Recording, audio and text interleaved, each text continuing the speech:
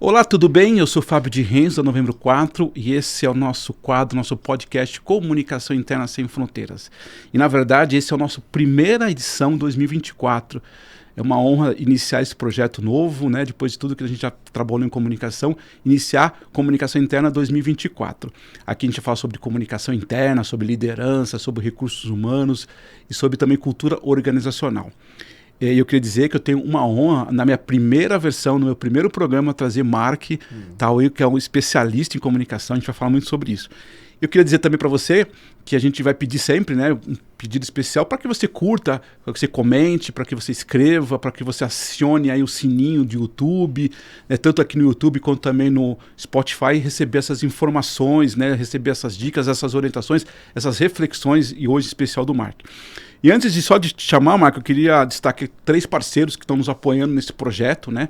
Primeiro é a Prodigy. A Prodigy ela ajuda, uma empresa que ajuda outras empresas a se conectarem 100% com seus colaboradores, através de uma plataforma multifuncional, multicanal, como, por exemplo, newsletter, a televisão corporativa, né? E também um aplicativo, o app. Eles atendem mais de 650 empresas, né, no Brasil todo, no mundo todo, na verdade, como Michelin, Balduco e Renault. Muito obrigado, Prodigy. A gente vai assistir um vídeo para explicar um pouquinho melhor sobre o trabalho deles, por favor.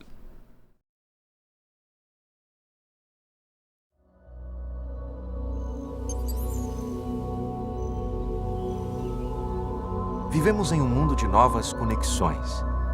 A informação antes privilegiada, agora exposta, ao alcance dos olhos, na palma da mão.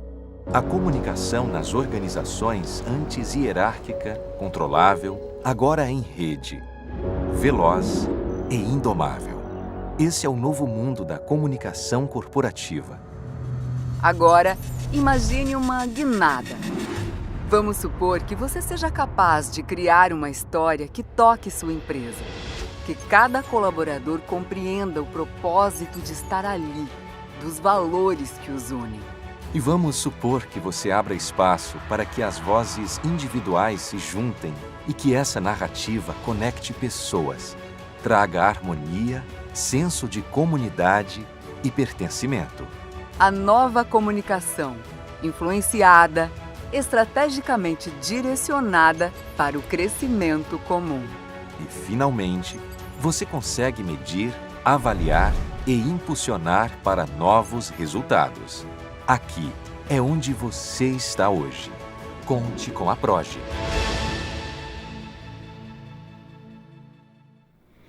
Obrigado, Prodigy. Eu queria agradecer também a Sotile, que é uma clínica estética que fica em Santo André.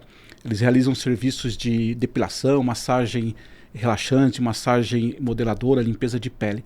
Tem aqui um QR Code da Sotile, onde você pode ter mais informações, marcar sua consulta com eles também. Convidado ganha, não? Ganha, você vai estar aqui então já. Tá bom. Já tem um tá pacotinho para você. E temos a Sinter também, que você também vai ganhar também. A Sinter é uma das maiores empresas de terceirização do Brasil. Que legal. Eles são especialistas no desenvolvimento e produção de sabonetes cosméticos. Que legal. Eles fazem terceirização, para você ter uma ideia, para Natura, Boticário, Ontex, Jequiti, todos esses produtos, eles têm a parte da terceirização e também tem por 3 marcas especiais e próprias, né? Você vai ver que é a Farnese, Chloe e Gips. Você vai conhecer também. Que legal. Então, obrigado, Sotile, obrigado, Sinter, obrigado, Prodigy e obrigado, Mark. Poxa, imagina. Cara, prazer estar aqui. Você não tem noção de quanto eu estou super feliz de É começar mesmo. o meu primeiro programa dessa nova série. Toca aqui, então. Opa! Cara, muito legal. Eu, de verdade, sem nenhuma demagogia, te acompanho há bastante tempo aí, principalmente no LinkedIn. Gosto muito do seu olhar, gosto muito da sua provocação. Mas eu penso o seguinte, uma das coisas que a comunicação faz, que o comunicador faz, é desconstruir o óbvio, né? Uhum. Então eu sei que você tem o Josse e a Cora como seus filhos. Quando você chega em casa, quando você encontra com eles, se a Cora te perguntar hoje, papai, o que te faz? O que te move o dia a dia? O que acontece? Com o que você trabalha? Queria te perguntar isso de uma maneira um pouco diferente da sua história. Sim. O que você responderia para os seus 2 filhos? O que o papai faz? Olha, o que me move são os boletos, né? Porque diariamente, né? Você sabe Tem como alguns. é que funciona. Tenho 2 filhos de 8, que é o Josh, e 10, que é a Cora, e tem o vira-lata Woody. Então você pode imaginar que são são minhas 3 startups. E aí, Fábio, fora a brincadeira, o que eu digo para eles é que eu amo o que faço. E por sorte, algumas pessoas também me amam. Então isso me ajuda a ter essa conexão, porque às vezes a gente ama fazer uma coisa, mas a gente não prosperou, a gente não foi atrás, as oportunidades talvez não apareceram. Então eu tenho essa sorte. E eu também tenho a sorte, você também, de trabalhar num segmento que todo dia tem uma coisa diferente. Então antes de eu estar aqui com você, hoje cedo eu fui na Proa, que é uma entidade de empregabilidade para jovens. Então eu fui lá assistir como ouvinte. Um pouco antes, 2 dias atrás, eu dei um curso para a Polícia Civil, que é super legal, na Academia de Polícia Civil. 2 dias antes eu estava num podcast. Então, assim, toda hora eu tenho uma coisa diferente para contar para eles. Acho que eles percebem isso. Isso é legal. E eles percebem que eu trago isso para eles também. Agora, 8 e 10 anos, eles estão preocupados com o Enaldinho, entendeu? Que é o William Bonner deles. Exatamente. Né? A Fátima Bernardes é a Ana, mulher do Enaldinho, e aí você tem Lucas Neto. Então, assim, essa molecada está preocupada com isso. Aliás, eu descobri que tem 3 tipos de criança. 3 tipos de criança. A criança quer ser gamer, então é aquela que fica no PS, não sei como é que chama, PlayStation e tal. Você tem a criança que quer ser jogador de futebol ou esportista, e você tem a criança que quer ser youtuber. É verdade. São os 3 tipos mais comuns de criança. Os seus já decidiram? Não decidiram, mas o meu filho, por exemplo, ele tem 8 anos e ele quer, tomara que dê certo, jogar no Real Madrid. Opa! Tomara que dê certo. A minha filha, ela não é nem youtuber, ela também não faz esporte, ela fala muito pouco, mas ela não é youtuber, mas também ela não é gamer, ela gosta um pouco dos dois. Mas olha que curioso, hoje ela tem 10 e ela fica mais no WhatsApp e fica no YouTube. Mas, quando ela tinha, 6, 7, ela criou 2 canais no YouTube. E ela criou? E ela criou um canal no YouTube que eu achei muito interessante, em que ela narrava jogos, ou seja, ela jogava Roblox e ia narrando em cima. Que legal. Que é uma coisa super difícil de fazer. Nesse momento eu tô indo tal. Ela tinha 7 anos e ela abandonou. Então eu espero muito que ela volte. Que legal, muito bom. Você falou que eu fiquei pensando, eu tenho o João Emílio, que tem 5 anos, mais novo que os seus ainda, né? Ele gosta muito de cantar, né? Olha que legal. Gosta de cantar. Que legal. Eu tenho uma cunhada que fica incentivando ele curte muito. E ele tem parecido com a sua filha, porque a gente ainda não deu videogame pra ele, tá? Então, mas eu dou o gibi, ele adora gibi, ele fica narrando. Olha que legal. Ele fica narrando lá, o gibizinho, ele fica sentado e fica narrando as histórias. Ele ainda tá aprendendo a ler, né? Ele tem nome de grandes cantores, né? Assim. João Gilberto e Emílio Santiago. Perfeito. Então, se juntar um pouco dos dois, né? Isso é maravilhoso. Que legal. Mas tá na fase você falou da menina do YouTube aí, né? Ele tá na fase agora da Ana Castela. Ah, sim, ele é boiadeiro. Ana Castela, por causa da minha cunhada, Ana Castela é o sonho dele, né? Inclusive ver na rua falando Ana Castela e tal. Mas por que tua cunhada canta? Canta, mas não é assim profissional, mas canta, toca violão muito bem. Então eles devem ser parceiros. Não, tem um videozinho, um dia eu te mostro, tem um videozinho dos dois assim, muito engraçado. A primeira, inclusive, a minha cunhada fala assim, eu esperei mais de 20 anos para nascer a segunda voz, né? É verdade. Mas achei legal porque você falou da sua filha e ele faz isso, é muito engraçado. Ele fica lendo, narrando, né, o gibizinho. Muito legal, obrigado. E aí queria te perguntar um negócio. Eu vi essa postagem, inclusive, sua aí da polícia. Até para pegar, trazer pro pessoal. O que você foi falar para eles, assim, né? Claro, tem coisas específicas e tal. Sim. Mas dentro do conceito, o que você fala para essa galera? É assim. É a segunda vez que eu participo desse curso, que é um curso especial da Polícia Civil para delegados que querem ascender para o topo da cadeia. Tá. Então são delegados experientes de todo o estado que conseguem, eles se qualificam para entrar nesse curso e quando eles entram nesse curso, que é um curso superior e que vale também como uma espécie de um lato sensu em segurança pública, eles conseguem se qualificar para pegar um range ali, não vou saber falar qual, tipo A, uma coisa assim. Agora, eles querem entender como que os meandros da nova comunicação, o que eles podem aprender com as aplicações de inteligência artificial, o que eles podem aprender com processos que hoje estão nas empresas, né? Porque o dinheiro está nas empresas, não está no Estado. Então, o que eles podem aprender deste universo e aplicar na Polícia Civil com reservas? E por que com reservas? Um delegado não pode abrir um aplicativo que ele quiser e gravar uma escuta. Ele tem que ter um aplicativo do Estado. Só que o Estado, muitas vezes, ele é moroso. Então, assim, eles vêm de muitas mudanças, né? Inclusive a questão reconhecimento facial já é uma parte, inteligência artificial já é outra, mas a gente sabe que para você aparelhar delegacia, para você comprar software, para você distribuir software e para você qualificar pessoas, vai um tempo. Então, se nem as empresas fizeram isso, imagina muitas vezes quando a gente fala de uma instituição como a Polícia Civil. Eu fiquei muito impressionado que quando eu fui dar um treinamento, o que eu fiz? Eu customizei o treinamento. Então, eu trouxe uma primeira parte falando de inteligência artificial generativa aplicada ao contexto policial. Então, o que eu mostrei? Mostrei a evolução. O que é a inteligência artificial generativa? Pouca gente sabe, por incrível que pareça. Se você ainda não estudou o tema, a gente fala generativa, até porque a inteligência artificial tem 50 anos, é uma simulação da inteligência humana. A generativa, ela gera alguma coisa. Simples assim. Então, você vai falar alguma coisa para o ChatGPT, aliás, você usa? Sim. Então, eu uso todo dia. Toda hora, na verdade. Toda hora. E aí, o ChatGPT vai te cuspir a informação. É uma informação precisa? Não. Mas com inteligência, você começa a descobrir que a parada do ChatGPT, ela não é mais sobre dados ou sobre a resposta. Ela é sobre a criatividade de te apresentar novas ideias. Isso. Outros olhares. Perfeito. Que você não teria. E acho que essas pessoas mais maduras, que é o meu caso, você é mais novo que eu, e esses delegados, eles têm muito mais possibilidade de fazer melhores perguntas, porque eles têm mais repertório, mais tempo de vida, mais visão do que a juventude.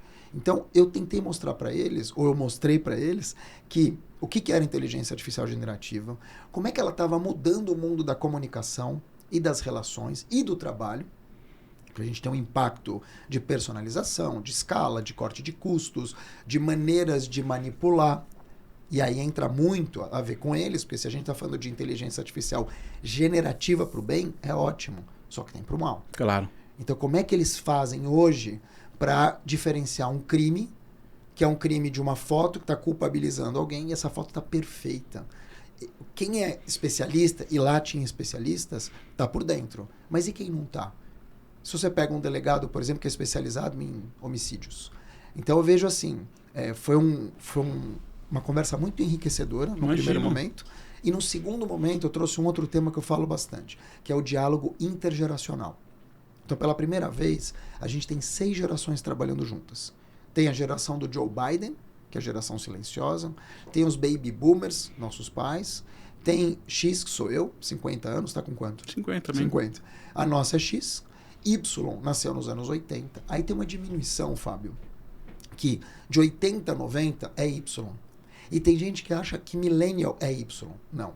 Millennial é late Y. Por quê? Porque o oitentista, ele nasce no contexto da informática, mas não da internet. O noventista, que é a virada do milênio, por isso que é millennial, Sim. ele já nasce com a internet. É outro chip. É outro. E aí, depois que eu falei de silencioso, baby boomer, XY, millennial, quem vem? Geração Z. De 2000 a 2010. Os nossos filhos são alfa. Aliás, o teu filho, talvez ele seja até outra geração. Porque alfa é 2010 a 20, e agora 20 talvez seja até beta. E teu filho está nesse limite. Né? Ele nasceu do quê? 2019? 19. Nossa, então. Você teve um filho quase pandêmico. Quase pandêmico. Quase pandêmico. Ele começou a andar na pandemia, ele não andava, é isso aí mesmo. Bom, que bom que você viu tudo então, né? Porque trabalhando de casa. Super. Não, até você hoje. Você acompanhou tudo, né? Eu sempre falo, se eu tenho um orgulho na minha vida, eu presenciei todos os exames de, como se chama, ultrassom, enfim. Tudo. Que legal. Que interessante, né? E acho que assim, a sua fala me remete exatamente ao objetivo da nossa conversa de hoje, né? Que é olhar a comunicação como uma inclusão, né? Eu gosto muito, de novo, eu olho muito quando nos seus escritos, acho muito verdadeiro e muito genuíno, mesmo que você use em alguns casos o ChatGPT, mas assim, acho que você tem uma verdade, né? uma preocupação genuína, né? Eu gosto muito disso, de verdade, Marco, já te falei isso algumas vezes. Eu gosto dessa coisa de... E quando a gente olha para o mundo corporativo, por exemplo, né? Essa preocupação com as pessoas, de dar espaço, de ouvir as pessoas, né? Acho que está o movimento melhorando, mas ainda tem alguma resistência, né? Você percebe isso mesmo, né? A comunicação como um comportamento, como uma agência, como um agente de inclusão da sociedade? Sem dúvida. Primeiro que a gente tem que entender que quando a gente fala de comunicação, não tem tamanho único. Eu não posso comunicar com você e com o João Emílio do mesmo jeito. Eu vou ter que adaptar a minha comunicação. É uma outra geração. Se você tem uma colaboradora Gen Z, você não vai usar os termos que você usaria no boteco com os seus amigos e eu com os meus, porque o mundo mudou e a gente tem que aceitar. O que eu quero dizer com isso? Pela primeira vez, esse caldo todo, convivendo junto, trabalhando junto, a gente começou a perceber que havia algumas dicotomias. Então, tinha um jovem de alma velha e tinha uma pessoa mais velha de alma jovem. E aí, o que a gente tem que fazer? Personalizar. Então, eu vejo que a personalização dessa comunicação, ela traz uma primeira oportunidade, que é a oportunidade de tratar o outro como ele quer ser tratado. Esse é um ponto. Segundo, quando a gente fala em inclusão, é evidente que hoje a própria digitalização, mais até do que a comunicação, mas se a gente pensar no contexto comunicacional da pandemia, por exemplo, em que todo mundo teve que se adaptar ao digital, a gente teve muita gente mais velha aderindo ao digital e ficando. Sim. Então a gente teve mais velha. E não é só isso. A gente tem pessoas mais velhas, mas tem outros recortes também, né? De uns anos para cá, talvez no começo da internet não, porque era caro. Mas hoje você tem muita gente periférica, por exemplo, que tem enormes oportunidades de comunicar, de se fazer conhecer, de ganhar dinheiro. Isso. E de vir para, entre aspas, o asfalto, né? Atravessando muitas vezes o rio ali, como eles dizem, para poder brilhar junto com pessoas que estudaram em Stanford. Onde que entra essa história? A comunicação ela tem essa magia de você poder aderir outros públicos. Só que precisa querer. E as empresas que detêm o poder hoje, que formam pessoas, que qualificam gente, elas precisam ter, para mim, uma inclusão mais produtiva, uma inclusão mais estratégica, assim. Então, eu vejo, por exemplo, exemplos é ótimo, né? Eu vi um material da P&G. A P&G, por exemplo, ela é muito focada em marca. E a Head de Recursos Humanos estava num evento do PROA, que é esse local, essa instituição de empregabilidade de pessoas jovens, que ajuda muito no primeiro emprego. E por quê? Porque você vai ter casos de racismo, de transfobia, gordofobia, em que as pessoas nunca conseguiram um primeiro emprego na área, por 1000 vieses. Então, o PROA ajuda nisso. Por que eu estou falando do PROA? Porque eles colocaram a líder da P&G, que é uma menina jovem, inclusive, para poder falar sobre a empregabilidade lá, dos jovens. E ela falou que existe uma ação afirmativa em que pessoas pretas, pessoas periféricas, pessoas que não têm a qualificação, talvez, de quem estudou em grandes universidades, como a gente está falando de marca, existem convênios com universidades, com empresas, para que essas pessoas tenham as mesmas oportunidades. Ou seja, não é dar emprego. Entendeu? Não adianta dar autonomia, vou te dar autonomia. E você chega lá, aqui. A verdadeira equidade, é que se a pessoa está aqui, você vai dar um banco para ela chegar até aqui. Isso aí. Porque não tem meritocracia. Então, sim, eu vejo uma mudança. Não quer dizer que tudo mudou. Mas hoje existe uma cobrança maior, tanto da sociedade quanto das gerações. Se uma pessoa mais nova vai trabalhar com você e gosta, é capaz ela ficar na N4 muito mais tempo do que ela ficaria na Globo, se ela achar a Globo tóxica. Então não tem mais aquele lance da nossa idade, do tipo, estudei, trabalhei na área, me matei mesmo aqui sofrendo perseguições 1000 porque, eu precisava desse emprego. Eles não precisam mais, entendeu? E aí eu vejo que a comunicação, ela também é uma coisa que nos falava, ela é cada vez mais transversal.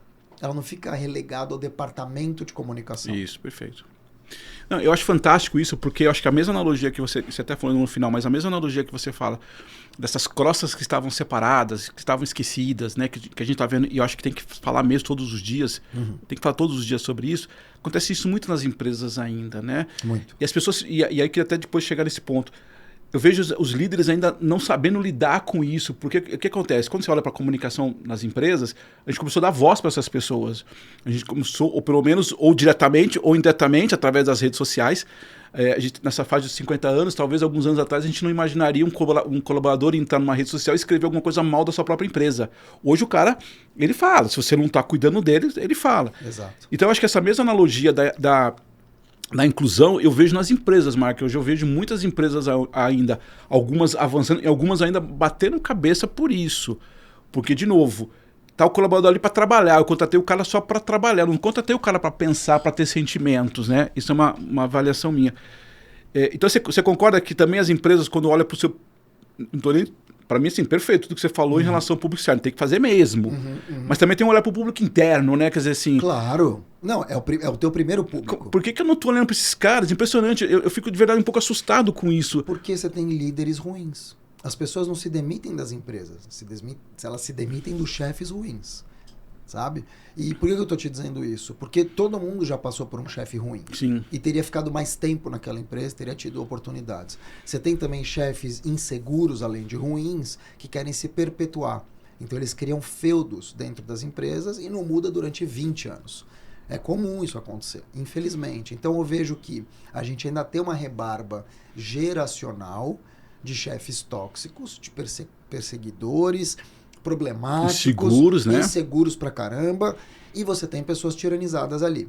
Agora, se existir uma cultura de exposed, que é a palavra da moda, de cancelamento, isso. E de, é muito bonito o que você escreveu no LinkedIn, pena que eu já trabalhei com você, eu acho que pouco a pouco a gente vai mudando esse cenário. Concordo. E é um pouco ridículo você parar pra pensar que, como você bem explicou, você tem um líder que ele tem 10, 20, 30, 50 mil embaixadores da marca dele e que ele não utiliza. Que coisa melhor. Eu vejo que tem dois fenômenos aqui. Eu acho que tem o fenômeno do CEO influenciador, Rony da Reserva, Adib da CIMED. Enfim, você tem inúmeros exemplos, né? Como foi o Steve Jobs para a Apple, como é o Mark Zuckerberg para o Grupo Meta. E você tem também o fenômeno do employer branding. Isso. Que é o quê? A marca empregadora. Ou a marca dos empregados, employee branding. Tem coisa mais, você é pai, tem coisa mais forte do que você escutar de um outro pai de aluno que a escola deles é demais? Não tem. E tem coisa pior do que escutar, não, eu pago e não levo. É isso aí. É isso. Então, quanto mais o colaborador que está lá dentro disser, eu adoro trabalhar aqui. Isso me faz bem, isso mudou minha vida, isso tem futuro, isso tem perspectiva, encontrei aqui pessoas que eu não encontraria, eu sou escutado, eu pertenço, eu existo.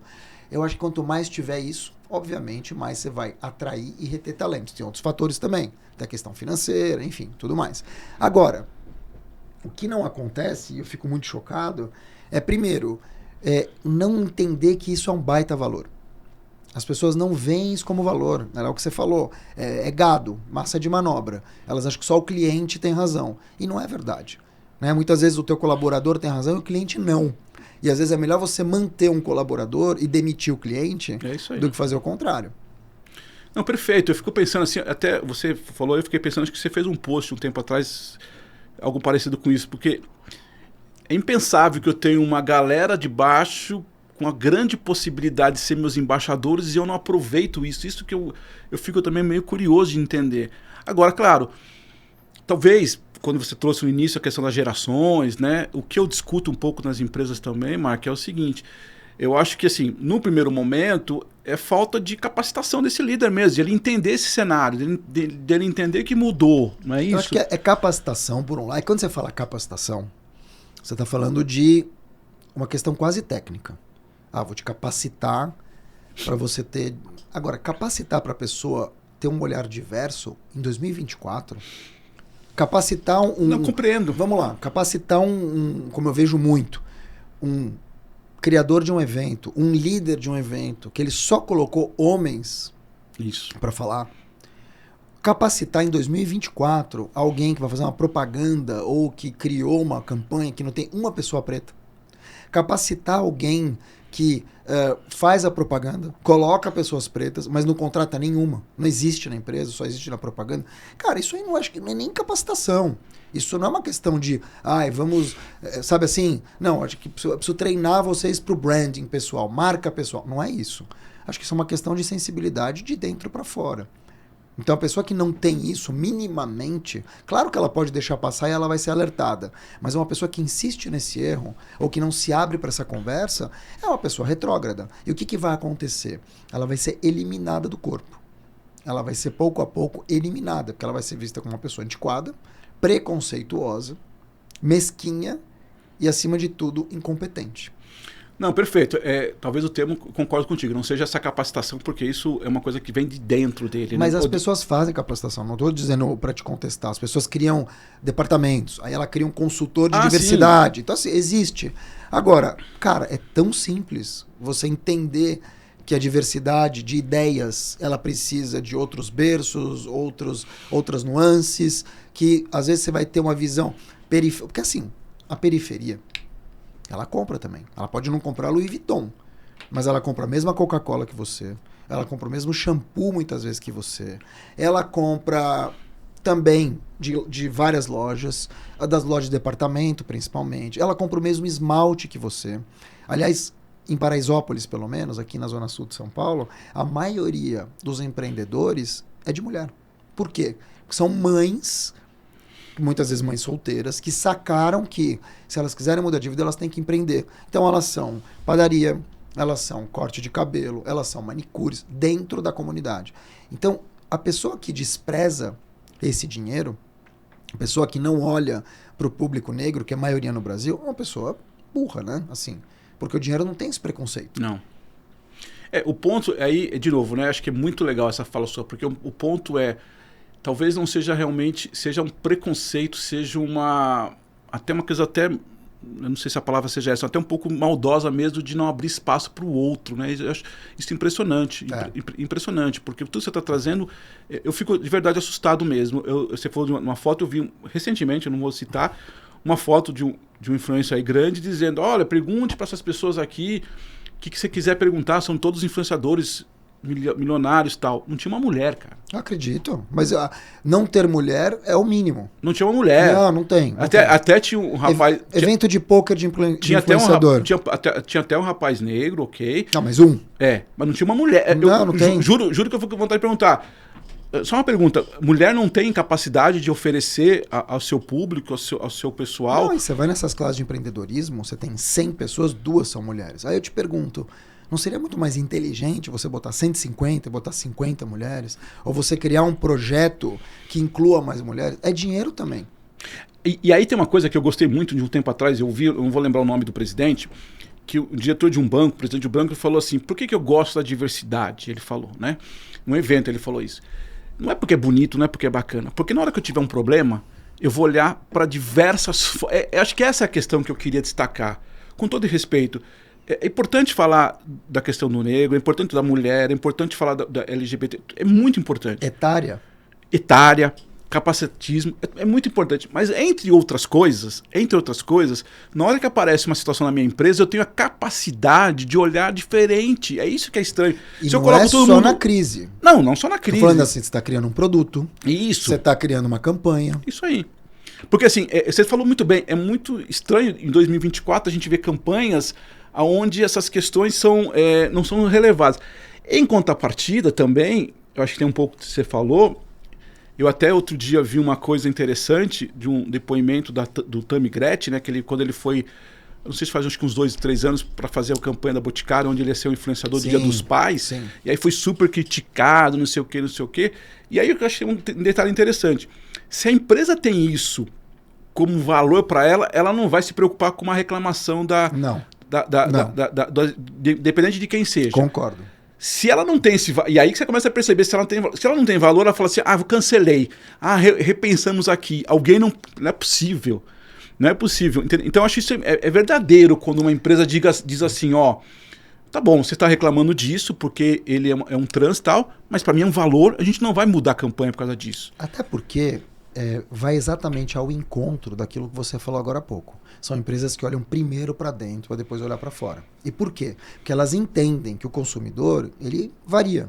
Mas as pessoas que estão na empresa, elas são muito mais, entre aspas, perigosas quando elas saem de lá e ficam amaldiçoando a empresa. Então é uma questão de inteligência, uma questão de drive também, de falar, vou falar a língua do mundo. Se as famílias mudaram, se as pessoas querem ser quem são, quem sou eu para dizer que não? Então você tem empresas que fazem um baita trabalho de LGBTQI, APN+. Por exemplo, o LinkedIn. O LinkedIn é super. Né? Você tem a SAP, super. Então, nesse mês de junho que a gente está gravando, que é o mês do orgulho, Você tem toda uma parafernália de coisas acontecendo de dentro para fora das empresas. E é exatamente aquilo que você falou. Se ela vai ser criticada ou não, se ela vai perder 10 mil seguidores, ela não está nem aí. É melhor você manter um funcionário na cabeça delas feliz do que você ter 10 mil pessoas que, por causa disso, elas deixam de te seguir. Que na verdade é quase um favor, né? Para ter um cliente assim, preconceituoso e tal. Porque também tem uma outra coisa que você falou aqui. Porque a pessoa ela é maldosa. Às vezes não é maldosa, ela é só racista mesmo. É isso mesmo. Entendeu? Ou transfóbica. É isso aí. E o racismo estrutural é exatamente isso. São pessoas que estão na estrutura e não deixam o outro subir.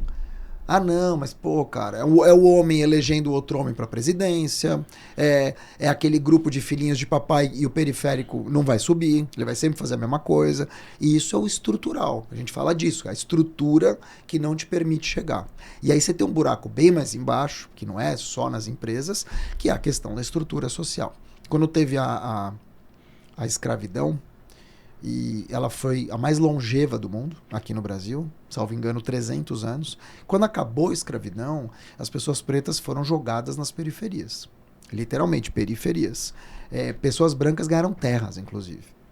E quando essas pessoas foram morar na periferia, sem estudo, sem acesso e sem berço, porque muitas delas foram traficadas e não sabiam quem era o pai, o avô, o bisavô, essas pessoas ficaram à margem da sociedade. Passados quase 200 anos, o que a gente tem visto? Que essas pessoas tiveram e têm muitos problemas para poder chegar a uma faculdade. E quando elas chegam na faculdade, elas são as únicas. Então veja quanta coisa, nos últimos 30 anos a gente teve aqui no Brasil, tudo bem que teve muita universidade caça-níquel, mas teve muito mais gente fazendo universidade. Agora, tem uma geração nem, que é quase 36% das pessoas de 20 a 30. Nem estuda, nem trabalha. E agora nem procura. É nem. O que eu quero dizer com isso? Você tem uma questão social que as crianças se formam mal pelo Estado. Escola particular é cara. Então não é todo mundo que faz. Crianças mal formadas não necessariamente vão entrar em boas universidades. Então essas pessoas já não estão na universidade. E essas pessoas também não estão na universidade porque é caro. Então são pessoas que não estão na FGV, na PUC, nisso e naquilo. Elas não vão, então, portanto, serem chamadas para a empresa. Serem chamadas para as empresas. E aí é o ponto. Quer dizer, lá debaixo da cadeia, antes disso tudo, você tem a questão periférica, de pessoas que não têm dinheiro à margem da sociedade, e o racismo. Segundo passo, a questão das universidades, que elas não estão. Se você não se forma no Brasil, não tem nada. Esquece. Nem como networking. Estudei com o Fábio na faculdade. Sabe assim? Não tem isso. Nem na escola. Isso aí. Então pronto. A pessoa não vai para a empresa. Então, como é que eles vão deixar chegar? Eles não querem. Por isso que a gente fala de vagas afirmativas, que são poucas ainda. Muito poucas. E quando você põe uma pessoa dentro, você vai ter que qualificar. Então é o dobro de trabalho. Precisa realmente querer. Não, fantástico. Eu acho que isso é muito importante. E aí você traz o ponto que a gente tenta fazer um recorte, que é do mundo corporativo. E só reforça, Mark, a necessidade das empresas. Elas têm um papel fundamental na nossa cultura, na nossa sociedade. Concordo. Talvez em outros países eu não tenha tanto conhecimento, mas o Brasil, porque por todas essas questões da fragilidade de governo, por seus desinteresses e tal, as empresas precisam fazer uma parte. Essas ONGs, essas entidades, algumas que você até comentou aqui, têm uma parte fundamental. E porque, assim, por um outro lado, mesmo que a gente tem muita gente que não está trabalhando, mas você tem outras pessoas que estão dentro das empresas. As empresas talvez elas formem muito mais gente, inclusive algumas fortalecem preconceitos, e aí eu de novo trago a minha experiência de mundos corporativos. Eu até brinco, cara, eu acho que até teve um post que, não sei se foi você, me lembro que alguém colocou assim, falei, cara, você quer ver preconceito? É no WhatsApp, porque no WhatsApp de time... Ah, sim, imagina. Porque ali de verdade... Ali as pessoas tiram a máscara, exato. Porque na rede social o pessoal ainda tá um pouquinho assim, ainda sim. Já começar, isso posso perder o emprego, alguém pode me olhar. No WhatsApp é impressionante. Não, e é perigoso. Super. Dentro das empresas é muito perigoso. Hoje um pouco menos, porque as pessoas estão ficando um pouco mais atentas. Mas se você tá num grupo e que tá rolando... Machismo, então o cara printa, fala, o que você tá fazendo aí? É isso aí. Você não interveio? Então assim, tem a cobrança. O ideal é não fazer. Não, claro. Mas não, tô falando, mesmo se você pensou, não faça, porque alguém vai te colocar nessa fita. Eu acho que tem uma burrice também, por parte dos colaboradores, de se colocar nesse papel. De qual papel? De preconceituoso e claro. Em vitrine pública. Isso acontece muito no LinkedIn. Você tem hoje... O LinkedIn aprendeu, te diria que de 18 para cá, com a questão da negritude muito forte, principalmente a partir de 2020, George Floyd, que foi assassinado. Depois, você tem os recortes LGBT, e aí você tem os outros recortes. Mesmo dentro do LGBT, você tem a diversidade da diversidade. Mesmo entre as pessoas com deficiência, você tem a diversidade da diversidade, o que é muito louco, né? Muito louco. E aí... Mas eu vou fazer desculpa, só Sim. te cortar. Tem uma outra diversidade da diversidade. É o pobre que conseguiu subir um pouquinho na vida e isso pra mim é uma das coisas mais loucas que eu não consigo entender. É o pobre de direita, tô zoando. Eu, só fazer um pequeno recorte, eu trabalhei em algumas empresas em fábrica. Então, o cara tá lá no nível X, honestamente, tá? Eu não tô criticando, ele conseguiu e aí ele começa a desprestigiar esse cara. Pra mim, essa é uma das coisas mais loucas que acontece. Mas é que é assim... Mas eu só tô reforçando isso que você tá falando. É o preconceito de uma classe... Porque assim, parece que eu nego aquilo que eu era. E aí eu começo a dizer o seguinte, aquele cara é fraco, aquele cara é ruim, aquele cara não é preguiçoso, porque eu alcancei e ele não alcançou. Porque tem várias outras... Mas aí eu acho que é uma questão de caráter, sabia? Pode ser. Eu acho. Um dia alguém me falou exatamente essa frase que você tá dizendo. Eu não vejo como uma coisa social, eu vejo como uma coisa de caráter. Porque, cara, cá entre nós... Eu conheço um cara que ele fala mal de gordo o dia inteiro. A mãe dele é super obesa. Não é que ela é obesa. Ela é aquelas obesas que andam de carrinho porque não consegue andar mais. E ele reclama. Não, ele fala mal de gordo. Ele manda piada de gordo. Pra ele é isso. Quer dizer, a pessoa nem enxerga a própria mãe. Olha que louco. Então eu vejo que tem essa questão social que não precisa só ser no trabalho. Você vai ver um segurança de boate que tem prazer em barrar as pessoas na porta. É uma espécie de síndrome do pequeno poder. Sim. Quando você dá um pequeno poder para uma pessoa, que você descobre, né? Se vai subir Isso ou aí. se não vai subir. Eu tenho vários amigos, não vou citar nomes, óbvio, que o chefe chegou para eles e falou: você vai ser chefe aqui, mas eu quero que você faça isso, isso, isso. Né? É como se fosse o disciplina do PCC. O cara disciplina todo mundo ali no bairro. E o cara falou: não quero ser essa pessoa. Ela pode dizer não quero ser essa pessoa, não é obrigado, entendeu? A abraçar essa causa. Então, eu vejo que é muito mais de caráter do que outra coisa. Não, faz super sentido. E aí, trazendo um pouco para o nosso mundo corporativo, eu queria te perguntar, né? Apesar de tudo já conversou, que é um pouco até do seu trabalho. Qual é o papel do líder, então, nessa conversa toda? Porque acho que talvez aqui até para o pessoal que está nos acompanhando, recursos humanos, tem muita gente de recursos humanos, né, de cultura, de comunicação interna. A gente sempre bate nessa tecla, né? O líder é importante e tal. Isso não é só um papo furado. Ele não. Por que então, você se dispõe, por exemplo, como você teve no início, fez uma palestra lá na polícia, e faz de outras empresas, depois até quero te perguntar do LinkedIn especificamente, mas qual é o papel do líder então, Mark? Por que a gente olha tanto para esse líder das organizações e diz pro cara, você tem que fazer isso, você tem que se preocupar com isso? Sim. Assim, Fábio, vamos lá. O que a Polícia Civil fez de qualificar os seus delegados e que as empresas fazem com seus líderes é o papel da liderança. O papel do líder é formar outros líderes, né? Na essência, na missão. Ele não vai ficar governando sozinho, ele vai formando outros líderes, enfim. Vai desencadeando, vai abrindo portas para que mais pessoas ascendam e a gente tenha uma qualificação, uma qualidade o tempo todo. Passar segurança também, como aconteceu na pandemia. Você teve líderes que trocaram os pés pelas mãos, todo mundo saiu correndo, e você teve líderes que encamparam, falaram, não, a gente vai vencer e tal. Eu acho que o papel do líder, claro que ele é um pouco mutável ao longo das décadas, a gente está numa década digital, mas eu faço uma analogia muito simples. Um barco, ou um transatlântico, ou uma lancha, ou até um jet ski. Um carro, um ônibus, ou um carro Ford, onde você trabalhou, aquele Ford bigode, ou uma Mercedes, eles não andam sozinhos. E uma empresa, ela tem justamente isso. Né? Ela tem justamente, por exemplo, você tem as asas do avião, você tem o motor do avião, você tem o tubo do avião, mas ele não anda sozinho, ele não voa sozinho. Então eu vejo que o líder é sempre a pessoa que conduz. Ela conduz para o norte. Ela vai exatamente onde os objetivos da empresa estão. Então, se você tem um líder que é um líder preciso, que é um líder que sabe o que faz, que é um líder que tem essa visão, a empresa inteira vai seguir o líder. Se você tem um líder retrógrado, preconceituoso, misógino e tudo que a gente já conhece, o que vai acontecer? Eu vou chegar para ele com um projeto pronto de inclusão e vou dizer o seguinte, cara, a gente tem 8 homens vice-presidentes e nenhuma mulher. A gente precisa urgente de 3 mulheres. Se ele é um cara que tem uma cabeça aberta, vai falar, já devia ter feito, né? Mas vamos mexer isso aqui, isso aqui, isso aqui. Se ele é um cara antiquado ou preconceituoso, o que ele vai dizer? Isso é mimimi, né? Pelo amor de Deus. É isso. Então não adianta toda a empresa estar imbuída se você tem uma pessoa, que é aquela que conduz o barco ou conduz o carro, que vai dizer não. Porque ela pode te conduzir rápido, ela pode conduzir devagar, ela pode chacoalhar o ônibus, ou ela pode ser assertiva e pegar o melhor caminho. Se ela for bem, todo mundo vai junto. Se ela errar o caminho, ou você bate no poste e todo mundo morre, você se afoga, ou você tem que voltar, fazer o caminho de volta. Então o líder, ele é na verdade o condutor. Ele é na verdade o grande condutor. Ele é a locomotiva que puxa os vagões. Perfeito. E se você tem um líder, então, que é rápido, que é inteligente, que está afim, você vai longe. Se você faz uma liderança que é uma liderança ruim, todo mundo paga esse preço. Então eu vejo que...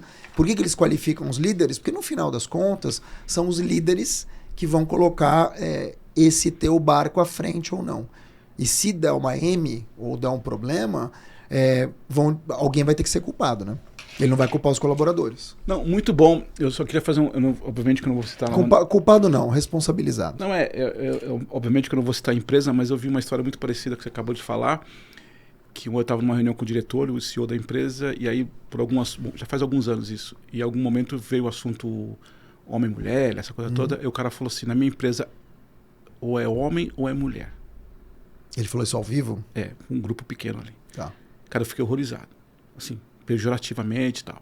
Que é a cabeça do cara. Então, enfim, aconteceram outras coisas, e aí eu me lembro uma vez, eu fiquei extremamente orgulhoso, de verdade, orgulhoso, porque a menina do RH foi explicando para ele, e aí eu fui inclusive convidado para uma festa de final de ano na empresa. Eu fui lá, inclusive o João tinha meses, tinha acabado de nascer, e eu fui com a minha esposa, com a Paula, e aí, quando eu cheguei na frente da festa, assim, tinha um rapaz que eles contrataram, gay, né? Uhum. E ele levou o marido dele. Que legal. De mão dada, entrou no meio da festa. Para mim aquilo foi assim... Quer dizer, ela abriu o olho dele. Mas ele também deixou ter o olho aberto. Isso. Mas aquela frase me chamou a atenção, negativa. Depois eu...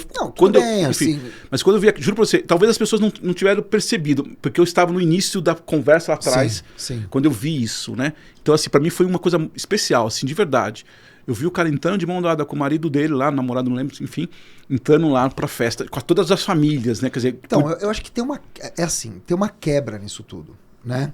E, de fato, as pessoas não nascem sabendo. Muitas vezes elas vão aparecer ali com os vieses, com os preconceitos e tal. Eu mesmo. Claro, quantas vezes eu troquei os pés pelas mãos? Não fui racista, mas certamente fui misógino, fui babaca. E a pessoa que é inteligente, ela aprende uma vez. Principalmente essas coisas, né? Ela aprende que não é brincadeira, ela aprende com os erros, aprende com os erros dos outros. Como isso acontece e esse líder, então, ele se recobrou e se fez... Passou, né? Agora, se é uma pessoa que insiste... Aliás, tem um outro lado também. Vão ter líderes que têm essa cabeça, mas eles entendem que o negócio é mais importante que eles. Então, por exemplo, te dar um exemplo. Você tem um líder que vai dizer o seguinte, eu jamais aceitaria banheiro misto, né? Ou pessoas trans, uma mulher trans... que nasceu, então, num corpo de homem, entrar no banheiro feminino. Por quê? Porque no final das contas, nasceu homem, então tem pênis, a mulher... Bom, mas eu entendo que o mundo mudou e que na minha empresa, se eu não fizer isso, vai ter um levante. E aí ele aceita. Então, eu acho que mesmo se uma pessoa tem uma criação, porque a gente foi criado assim. Claro, né? Foi. Brasilzão nos 70. Então, assim, se a pessoa tem... Imagina, tinha pornô chanchada na TV. Sala especial na Record. Então, essa pessoa que foi forjada nesse preconceito, que é muito diferente dos nossos filhos hoje, Sim. Essa pessoa não é obrigada também não, mudei por completo, porque não dá. Às vezes é muita porrada na cabeça, a pessoa não muda. E quando ela entende, pelo menos, que o negócio é maior, a vontade dela é menor. E eu acho que isso também faz parte da liderança, que é uma honestidade intelectual. Sabe assim, eu Não é o que eu faria, mas eu entendo que o voto da maioria é melhor e existe um consenso. Então vamos. Perfeito. Eu tenho um colega que hoje ele é diretor de uma empresa grande aí também, de RH. Na mesma faixa de idade, ele falou exatamente isso que você está falando comigo. Ele falou, cara, eu vou dizer uma coisa para você, uma conversa pessoal. Não é fácil para mim, como não é fácil para você, mas eu entendi pela empresa, por pensar inclusive nos meus filhos, ele falando, que eu precisava mudar algumas coisas. Agora, claro, dentro de mim tem algumas coisas ainda que geram uma dúvida, né? Natural, né? Essa questão, claro. Todas as questões que a gente falou aqui. Mas é bem legal o que você falou, porque foi exatamente a fala dele. Eu entendi que era maior que mim, que eu. Era maior, Sim. Era maior. Então eu precisava cuidar. Tanto é que ele falou assim um dia pra mim, teve um dia que um colega dele do passado também, que também tinha ideia parecida, falou assim, pô, deve ser difícil pra você ficar mentindo, né? Tipo, escrevendo essas coisas no LinkedIn, né? Eu falei, não, mano, não tem nada não. Eu entendi, porque assim, porque era uma crítica, né? Por que você está escrevendo isso, né? Que você não era assim. É verdade, a gente não era assim. Não, imagina. Né? É que a gente tem uma sorte, você e eu, que a gente pegou a transição do digital já mais velhos. Isso. Então a gente foi menos cancelado. Isso. Né? Isso. Se você pega, por exemplo, um influenciador que nem o Felipe Neto, que mudou muitas vezes de lado, que mudou a perspectiva, sem juízo de valor, e que foi cancelado por isso de um lado e de outro o tempo todo. O Felipe Neto deve ter 30, 50, 100 cancelamentos no currículo. Né? A gente que começou a usar a internet mais velhos, a gente pensa. Não tinha cabelo azul, não ficava imitando foca e tal. Então, a chance da gente ser cancelado é menor. Isso. Agora, se tivesse YouTube na nossa época, certeza. A gente tava ferrado. Com certeza. Eu sempre comento o seguinte, né, Mark? Uma vez uma pessoa falou isso pra mim. Eu não controlo meus pensamentos, mas eu controlo os meus atos.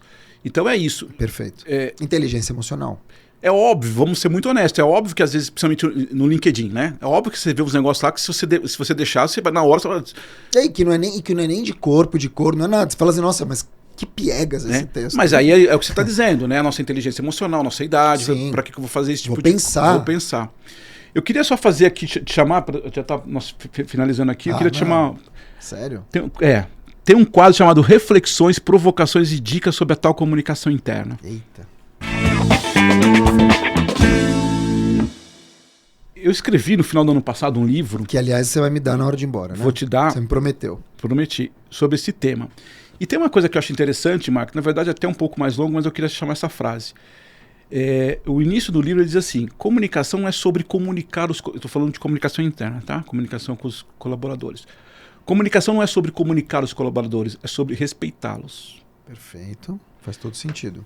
Então aí eu falo aqui, tem uma história aqui, enfim, que eu comento aqui no livro, porque é isso que eu acredito, de verdade, quando eu digo, e até te colocando aqui, quando eu falo em comunicação, Mark, nas empresas, não é só falar do pagamento, da jornada, do desafio, da missão, da ISO, tudo isso e tal. Eu estou falando de respeitar. E a partir do momento que eu te respeito, que eu te informo o que eu quero, o que eu espero, e te escuto, a gente vai criar uma relação de maturidade, uma relação de vínculo. Inclusive para dizer, não gostei dessa empresa. Sim, eu sou a pessoa errada na empresa certa. A empresa tem essa cultura. Agora, o que acontece? E aí, claro que tem muitas coisas, até pelo Brasil, infelizmente, ser muito desigual, então as pessoas precisam trabalhar porque não tem muita escolha, né? Submeter, né? A gente sabe que, infelizmente, não é todo mundo que pode escolher e tal. Claro.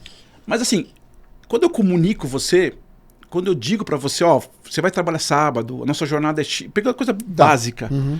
O seu salário vai ser isso, se você trabalhar mais que você vai ser isso. Eu tô antes de qualquer coisa, eu estou te respeitando. Uhum. Só que aí você começa a perceber que essa relação não é uma relação de respeito, aí vai se potencializando. Então aí o cara não é avisado da campanha que vai acontecer, o chefe dele não comunica. Então vai se criando um relacionamento imaturo. É o que eu acho que tem muito nas empresas, sabe? É uma relação de imaturidade, porque eu não converso com as pessoas. E lido... Até pegando o exemplo dos nossos filhos, eu lido os funcionários, eu acho que isso é na minha opinião, um grande efeito colateral, o pior de todos, como muito imaturos, como infantilizados, principalmente em fábrica. Então, assim, eu não respeito eles, eu não converso com eles, eu lido eles como gado, como você falou, porque esses caras não pensam, porque eles não têm ideias, e é uma mentira total. Claro. Total, claro. Ah, porque eles não estão conectados. Mentira, tá todo mundo conectado, eles estão atentos. E tem outras inteligências. Às vezes mais manuais. Isso.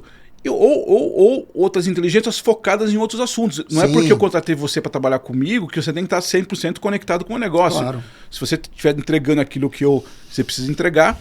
Então perceba que eu falo muito disso. Comunicação é respeitar. Perfeito, é exatamente. Cara, você falou assim, já posso refletir? Não. Por favor. Primeiro, eu acho que você está coberto de razão. Você não vai passar frio, você está coberto de razão. Tudo começa pelo respeito. Tem até uma campanha da Globo que fala isso, né? Tudo começa pelo respeito. E eu acho que o respeito, ele faz assim, o Fábio quer ser quem ele é. Quem sou eu para dizer em quem que ele tem que votar? Quem sou eu para falar do cabelo dele? Óbvio, você não vai vir de sunga trabalhar. Mas quem sou eu para falar da camisa verde dele, se ele gosta de verde? Quem sou eu? Sabe assim, tirar um pouco dessas convenções de eu tratar o outro como eu gostaria de ser tratado, que é aquilo que a gente foi ensinado. Então eu falo muito, trate o outro como ele gostaria de ser tratado. Perfeito. Esse é o primeiro ponto. Então eu acho que a questão do respeito e a questão da adultização eu uso muito quando a gente fala de comunicação assertiva. Por quê? Porque o comunicador assertivo, ele tem uma escuta ativa, ou seja, ele processa aquilo que você está dizendo para te devolver. A gente está aqui há 1 hora conversando, eu não estou no celular, preocupado com o jantar, te respondendo coisas como acontece nas reuniões. Eu estou aqui, né? E se eu não tivesse esse tempo, eu te falaria assim, Fábio, eu tenho 3 minutos. Mas nesses 3 minutos eu vou te escutar. Isso. Tá? Então, assim, eu acho que o comunicador assertivo, ele tem uma postura assertiva, que não é de acerto. Né? Assertiva com 2 S's, é uma de afirmação. Ou seja, é uma pessoa que banca aquilo que diz. Mas não é que é uma pessoa que não volta atrás. Ela tem embasamento para explicar, ela justifica. Ela tem uma questão que é interessante, que ela pode escutar esse livro inteiro e no final ela vai te dizer, Fábio, eu vejo diferente. Ou seja, ela não concorda. Ela nem vai te falar não concordo, mas ela fala, tem um outro ponto de vista. Opa, mas ela te escutou. Ou seja, respeito. Ela consegue ouvir um não e não ficar melindrada. Ela consegue falar um não e entender que é muito pouco pessoal. Então, assim, tipo, ela consegue te dizer um não e justificar por A mais B, ou seja, não é pessoal. Então eu vejo que o comunicador assertivo, e eu fico muito feliz de estar aqui hoje dividindo isso com você, porque você ele é um comunicador adulto. A pessoa que é assertiva é uma pessoa que adultizou. Isso. Então eu vejo esses 2 pontos absolutamente conectados. A questão do respeito, que você está deixando a pessoa ser quem ela é, quem ela quer ser, né? E tudo bem, é do jeito dela. Óbvio que se ela quer ser daquele jeito, mas está interferindo no teu trabalho, isso é outra coisa. Outra coisa. Mas a partir do momento que ela entrega, é o que você falou. E o segundo ponto, a questão de adultizar na relação, que é quem tem essa comunicação modulada pela inteligência emocional. Não é aquilo que acontece, é o que eu faço com aquilo que acontece. Perfeito. Essa é a frase da minha vida. Não é o que acontece na minha vida, é como eu lido com as coisas Exatamente. que acontecem. E é isso, eu acho que a adultização é justamente nesse sentido. E aí que eu acho que tem um grande problema, porque a comunicação acaba ficando muito falha, porque assim, é uma das coisas mais absurdas, né? Com medo de achar que o outro vai fazer não sei o quê, eu tô sempre duvidando do outro, né? Então por isso assim, cara... Mas isso é a essência do capacitismo, por exemplo. Exatamente. Cara, você é adulto, chega pro cara e fala, não, mas ele não vai fugir, o cara é adulto. E outra coisa, né? A gente tá supondo uma coisa que provavelmente não vai acontecer. Ah, mas eu conheço muito ele. Tudo bem, então se você conhece muito ele, você sabe que vai magoar, tenta levar o problema, mas também uma nova solução. Então, Fábio, puta, não tenho como ir pro seu podcast essa semana. Posso ir na semana que vem? Foi o que aconteceu. Foi. Entendeu? Então, assim, você traz a questão, na hora não é confortável, mas você traz a solução. E, obviamente, em algum momento você tem que executar essa solução. Agora, só tem um ponto aí, e eu acho que você tem isso de verdade, excelência, é o seguinte, eu posso fazer tudo isso educadamente. Sim, porque também no final das contas... Porque o que eu vejo é assim, às vezes a pessoa é até assertiva, sim, vejo muita gente, né? O cara é direto, ele é objetivo, ele é claro, ele é honesto, tá tudo correto, só que ele tem uma coisa errada, é a forma. É como eu digo isso pra você. Mas eu vou te falar, não é educação, é amor. Uma verdade dita sem amor é crueldade. Quando você tem amor pelo aquilo que você faz. Uma verdade dita sem amor é crueldade, perfeito. Entendeu? Posso te dizer o seguinte, qualquer coisa de você direto, porra, se eu te falar, puta, se eu tô pensando em você com amor, não é amor de apaixonado, sim, mas amor de, ser gentil. Não acho que é mais que educação, é ser gentil. Sim. Mais que ser educado, né? Você pode ser até meio mal educado, mas você sendo gentil, sim, a pessoa dá uma relevada. Educado, é que nem aquela história do culto, né? Às vezes você tem Eu tava vendo um negócio impressionante na Netflix. Acabou de lançar um seriado sobre o Hitler. O que mais encantou as multidões dele foi o quê? O processo de comunicação dele, não é? Oratória. Então, assim... Ele é bom. Muito bom. Então, assim, e é duro para um judeu admitir isso, mas é muito bom. E por que eu tô te dizendo isso? Você pode usar pro bem ou pro pior mal do mundo. Pode. A questão é como você usa. É perfeito. Não, é perfeito. Talvez exatamente a palavra não seja educação, seja essa questão do amor. Gentileza, vai. Vamos chamar de gentileza. Porque às vezes a forma que você faz, você destrói toda a intensidade e o interesse. E aí eu acho que é um papel do líder também, né? E a gentileza, o que ela faz? Ela acolhe. Então, por exemplo, estava conversando com os delegados sobre isso. Qual é a imagem que as pessoas têm de delegado? Não, muito fomentada pela televisão. E eles falaram uma coisa super incrível que eu achei engraçado. O delegado é sempre o pior cara da mesa. O cara ali, roupa pra fora, barbudo, revólver na mesa, te recebe, né? Corrupto e tal. E a delegada é sempre uma mulher linda, de bolsa, que atira bem, que também é um estereótipo. Sim. E que não é verdadeiro. Sim. Entende? É sempre uma loira, com uma arma, uma bolsa, ela tá dirigindo um bike. E não é verdade. Então, veja. Aí eles falaram, mas sempre tem esse preconceito com o delegado. Aí eu comecei a pensar, não é só com o delegado. Você tem o gay caricato. É isso aí. Você tem o empresário corrupto. É isso aí. Sabe assim, é sempre um extremo, né? É isso aí. Você tem a negra babá. Agora tá mudando. Tem um pouco da negra também sexualizada, né? Sexualizado. E o negro também. Né? Muito sexualizado. Você tem razão. Nós vivemos isso. Eu acho que esse é um ponto importante que você traz. Nós vivemos isso. A história do gay caracterizado, né? Super. Caricato, super. Né? Então... mas assim... Era um outro tempo. Não, sim. Né? Tipo, você tinha Rogéria, você tinha... É isso aí. Né? Hoje, por exemplo, você tem Nani People. Nani People, pra mim, ela é genial. Super. Eu acho ela genial. Eu compartilho, eu salvo muita coisa dela. Porque ela tem umas reflexões humanas maravilhosas. E ela é super espalhafatosa. Mas ela não é caricata, por incrível que pareça. É verdade. Né? Ela não é uma mulher transcaricata. Do tipo... Ela faz o escândalo, porque ela, ela é tipo quase uma mulher trans, drag queen, eu nem sei como qualificar ela. Mas ela não é caricata nesse ponto. Sim. Do tipo, pegar a sexualidade dela e fazer disso, entendeu? Sim. E também se fizer, não tem problema. Não, eu vou respeitar, mas é isso aí mesmo. Mas quando você faz e você aceita tudo isso, né? Quando você aceita o papel que o outro te coloca, é uma frase que eu uso muito. Quem não se posiciona é posicionado. Então, o negro não é obrigado a falar de racismo o tempo todo. Ele pode até falar uma vez. O judeu não é obrigado a falar de antissemitismo o tempo todo. O gay não é obrigado a falar de homofobia o tempo todo. Existem outros assuntos. Super. Entende? E eu acho que as empresas estão começando a sacar isso e, graças a Deus, a mídia também. Então você vai ter no Fantástico, em outros jornais da Band, Record, você vai ter o especialista em chuvas negro. Você vai ter sei lá, a diretora de marketing explicando um caso negra. Você vai ter a executiva. E por quê? Porque as pessoas querem se ver também. E num país que você tem 60% da população negra, só tem branco, existe uma coisa muito errada. Então, acho que representatividade é essa, né? Tem um amigo meu que falou um negócio muito interessante outro dia. Ele falou assim, se você tivesse, enfim, sem essa informação, pega um estrangeiro que não sabe dessa informação, coloca ele no Brasil. Se vai andar no Brasil, ele nunca diria que a gente tem... Ele não ia dizer pra gente, cadê os negros na televisão? Cadê os negros na sociedade? É isso mesmo. A gente parece que... É muito louco, parece que a gente vive em outro país. Cara, eu vou adorar, mas eu tenho o seu tempo, também estou preocupado com o seu tempo. Não, meu tempo eu vim aqui pra isso. Atravessei o mundo para vir. Outro dia eu levei meu filho pra Osasco, no iFood. Ele falou, eu falei, é muito longe, Josh, da nossa casa. Ele falou, que língua eu falo em Osasco? Cara, eu queria agradecer de verdade a presença do Mark. Acho que... Tem até uma coisa interessante. Outro dia eu estava assistindo Você fez uma coisa no LinkedIn. Para quem não conhece, o Mark até usou uma coisa interessante que você falou que era o Bambam do LinkedIn, né? Bambam. Para quem não conhece, quantos anos faz? 20 anos o Bambam? Você falou outro dia? 2002, 22 anos. Para quem não conhece, por ser um pouco mais novo, o Bambam foi o primeiro Big Brother, né, que ganhou... Não, o pessoal conhece agora porque ele brigou com o Popó, né? A luta do Popó. É verdade, você tem razão. Então, Mas ele ganhou 22 anos atrás, quer dizer, a geração Z...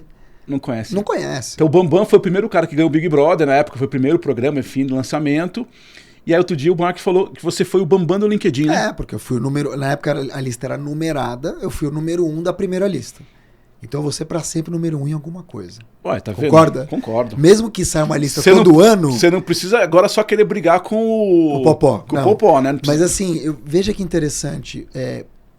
Pega o exemplo do Bambam, que é um cara, ele é um vitaminado, assim, é um cara que faz musculação, um cara tem 1 milhão de polêmicas que você pode imaginar nos últimos... Mas ele tá aí.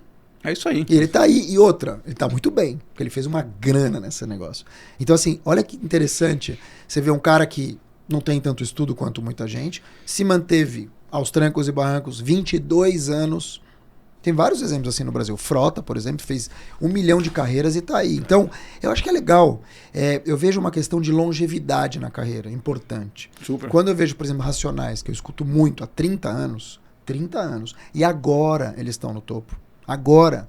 Quer dizer, é um puta exemplo de longevidade, concorda? Super. Na carreira. Claro. Né? Quantas pessoas pararam pelo caminho, foram artistas de uma música só. Então, eu acho que um grande desafio, seja para nós comunicadores ou para quem é de qualquer profissão, é o desafio da reinvenção. E reinvenção não é eu estar aqui com você e amanhã eu vou ser boleiro, fazer bolo, ou não é isso necessariamente. Mas é você olhar com o olhar de que os horizontes vão ser cada vez mais curtos e a gente vai ser obrigado a trabalhar nossa multipotencialidade. Então o Fábio de Renzo não é o Fábio de Renzo só comunicador interno, ele tem muito mais coisa para oferecer. É que a gente foi formado nesse lance, estudou, trabalhou na área, entendeu? Mas a molecada faz 4 coisas ao mesmo tempo. Cara, assim, não podia ser melhor o seu final de fala, porque é exatamente isso. Acho que a grande capacidade que a gente tem é de se reinventar, de ter essa capacidade, essa longevidade. Eu acho isso fantástico. E tem muita gente boa no mercado que foi se reinventando. A gente vai viver cada vez mais, em tese, né? Sim, então, não, mas sim. Por exemplo, se você pega uma pessoa hoje que ela chega no LinkedIn, que acontece muito, e ela reclama que a partir dos 40... Nossa, veja, tem gente com 30 falando isso. Que não tem oportunidade. Você imagina essa pessoa que vai viver até 90. É isso aí. O que ela vai fazer por 50 anos? Ela vai reclamar? Ela vai se reinventar? Ela é obrigada a se reinventar. Porque os boletos chegam. Eu penso isso. Nós estamos na faixa dos 50. Se Deus quiser, a gente vai ter pelo menos mais uns 40, 45 anos de vida. E talvez a gente tenha isso produtivo. Não, exatamente. Então, eu gosto muito, de verdade, eu achei muito legal essa sua fala, porque se reinventar não é necessariamente, se tiver que trocar de profissão, não tem problema. Tem que pagar a conta. Mas que legal, como é que eu vou me... você tá falando que eu tô pensando em situações onde eu vi gente que foi se reinventando na carreira, cantores, né? Outro dia teve aquele bonitão, esqueci o nome dele, um ator super bonito, galã, ele tá morando em Portugal. Marcelo Antoni. Marcelo Antoni. Porra. Se eu tivesse a skin do Marcelo Antoni, eu estaria rico. Então assim, o Marcelo Antoni está em Portugal morando há 6 anos. O que ele fez? Ele botou a cara, para dizer o seguinte: sou corretor de imóveis de luxo aqui em Portugal. Cara, sabe quanto ganha um corretor de imóveis de luxo? Você tem ideia? Estados Unidos, eu tenho amigos que trabalham com isso. Eu estou falando de amigos que não são os donos da agência e andam de Maserati. Miami. Eu estou falando de pessoas que são os donos da agência e faturam milhões de dólares. Milhões. Estou falando 100 mil, milhões de dólares, que estão aposentados e vão aposentar os filhos com tranquilidade, são milhões de dólares. Por quê? Porque é uma intermediação. Ou seja, o cara saiu de uma carreira que é uma carreira super ingrata, ao meu ver, cada vez mais, né? Saiu de um grupo, mesmo ele não estivesse mais na Globo, mas saiu, e botou a cara para bater. Cara, é maravilhoso. Super. Maravilhoso. Quer coisa melhor que isso? É uma profissão vaidosa, que as pessoas não largam o osso, que tá todo mundo querendo, mendigando por atenção, mendigando. E o cara falou, obrigado por tudo, foi muito legal esse tempo que eu tive aqui, mas eu vou passar dos meus 50 e poucos, 60, até os 75, vendendo. E vou ganhar dinheiro com isso. E vai ter uma qualidade de vida melhor. Muito melhor. Não, fantástico. Eu tô pensando aqui muito legal isso que você falou, porque acho que tem muito a ver mesmo com essa... eu acho que isso é uma coisa que a gente está chegando na fase dos 50 anos e começa a pensar isso, né? Como é que a gente vai pagar os boletos e conectar com isso e vai se transformar... E tem a questão do corpo, né, cara? Claro. Tem a questão do corpo. Perfeito. Né? Tipo, não é... Você viu? Vim aqui hoje, amanhã eu vou operar o ombro. Né? Coisa de velho. Eu queria de verdade agradecer a presença do Mark novamente, foi muito legal nessa primeira conversa dessa versão 2024. Para mim, super orgulho, super feliz de ter que você fosse estar aqui com a gente. Quero entregar aqui um brinde. Você me pediu, estou trazendo aqui um brinde. Poxa, pode abrir? Por tá favor. Pesado, hein? Tem uma. Nossa! Tem um material da Sinter. Olha, eu tô um pouco preocupado, porque normalmente minha filha rouba tudo e meu filho também. Não vai dar para tirar tudo, né? Porque Não, só para você, mas esse Adorei. é material da Sinter. Adorei. Agradeço novamente, agradeço a quem você está acompanhando pela primeira vez aqui no nosso programa. Nossa, tá muito cheirosa essa sacola.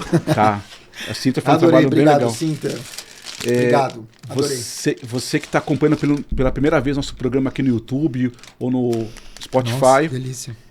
Acompanhe nossa programação. Agradecer a Progic, né, por estar patrocinando com a gente, a Sotile. Eu gostei do negócio da Progic, que eles fazem uma leitura de dados em relação à comunicação. Não, muito bem bom. Interessante, bem interessante. Eles ganharam, são a empresa do Santa Catarina, a maior empresa para se trabalhar do Brasil. É mesmo? No grupo deles é até 100 colaboradores, está entre os 10 do Brasil. Tauil Comunicação foi número 1 em 2019, até 5 pessoas. Tá. Mas foi. Foi, claro. Então eu queria dizer novamente, se você gostou dessa primeira conversa, se você curtiu, escreva pra gente, comente, manda mensagem pro Marco. O Marco é super famoso nas redes sociais. @MarkTauil em todas as redes. Todas as redes, Marco Tauil. Nossa, eu adorei isso aqui. É comunicador, estrategista em comunicação. Também tem um canal no Spotify, né? Sim. Também tem um Chama canal. Super Comunique. Super Comunica, é professor, é palestrante, enfim, tem um monte de Pai coisa. de família. Pai de família, tem os seus 3 filhos aí, né? 3 startups. Inclusive tem nosso. Pega o Woody aí, pega o Woody aí. Ele tem o Woody, cara, que legal. Quero ter um cachorro chamado Woody. Meu filho não, né? Meu filho é o. Tem um cachorro chamado Woody.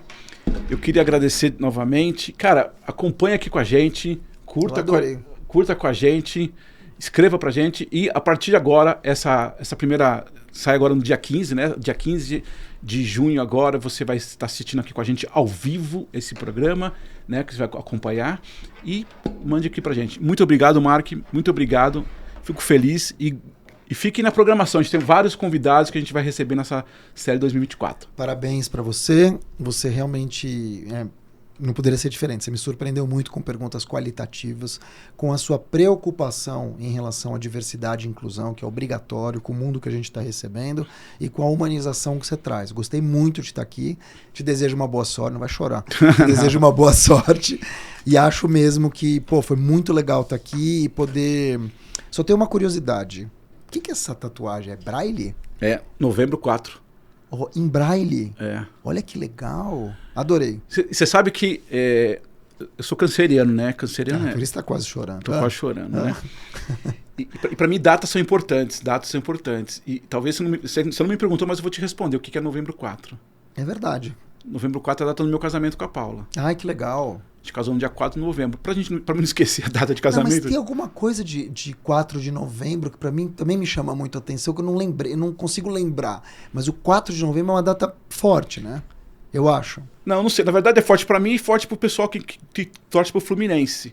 Por quê? Porque Eles foram campeão ano passado. Será que foi isso? Da Libertadores. Eu acho que tem então um documentário chamado 4 Pode ser. Pode ser? Pode ser. Eles foram campeão ano passado, a Libertadores, o Fluminense foi campeão. Primeira vez, no dia 4 de novembro. Então pode ser que seja uma coisa pode assim. Ser. É como eu não sou Fluminense, então... Quando eu olhei aqui, a primeira coisa que me veio é November Rain, não sei porquê, do Guns. Ah, tá, não, é novembro 4. Legal. Então na verdade aqui é novembro 4, João Emílio. Ah, que lindo. No de João, Fé também, que é uma coisa. E tem uma coisa que pra mim eu fiz, que tem muito a ver com tudo que a gente tá falando, é conheça-te a ti mesmo. Que em grego é temetnose. É mesmo? É. Caraca. Isso aqui essa tem parte a gente não combinou. Não. Tem tinha uma placa em cima do oráculo de Delfos, na Grécia Antiga, que falava isso. Conhece a ti mesmo. E quando você vai assistir Matrix 1, que é um filme que eu adoro, ele tem quando ele vai falar com a oráculo, lembra da oráculo? É uma senhorinha. Ela fala, tá vendo essa placa aqui em cima? Conhece a ti mesmo, tal, e fala disso. Então é um negócio que é... eu tive um momento da minha vida tal, eu tava meio assim, e aí eu me lembro que eu fui conversar com o rapaz que era espírita, mas enfim, não, né? Aí ele abriu o negócio, foi preciso falar com você, ele abriu assim, tinha essa frase, aquela frase ali. Caraca. Eu não lembro mais nada que ele falou comigo, só fiquei com essa frase na cabeça e cheguei em casa e falei, vou fazer uma tatuagem. É isso. Foi tua primeira? Não, pior que não, foi a última, na verdade. Primeiro é sempre o nome do filho, não? Na verdade, Fé foi antes de ter o João, aí foi João, né? Quando ele nasceu há 5 anos. A minha primeira foi Cora. Novembro 4, e Conheça a Ti Mesmo. Que legal. E tô preparando a quarta aqui, não sei, quinta aqui, que legal. Enfim. Coloca aí, Mark Tawil. Mark Tawil, obrigado. Colocar o QR Code. O QR Code. Sabia que eu tenho um amigo, meu Michel Jasper, que aliás é um baita do influenciador no LinkedIn. Ah, ele super. Tem o QR Code. Ele é do Sul também. Ele é do Sul e ele fala sobre supermercado, varejo. Ele tem um QR Code. Mas ele tá atuante, bem atuante ainda não? Ele tá muito atuante, porque na verdade é o seguinte, ele tem uma empresa... Não, digo assim, no LinkedIn. Muito. Porque eu via muito, parece que deu uma... É que tem a história história do algoritmo. Me ferrou. E ele tá viajando o mundo. Então, assim, ele vai para vários lugares do mundo e vai ficando. Agora saiu o visto dele para Cuba. Mas ele fez o QR Code com o quê? Com o QR Code, não sei. É um QR Code com o endereço dele, as coisas dele. Deve ser uma página que leva pro Pode ser, fantástico. Pro site dele. Quando o cara estiver lá, fala, coloca aqui. Legal. Legal, né? Obrigado, cara. Obrigado, querido. Valeu. Sucesso. Acompanha a gente, continue aqui. Obrigado.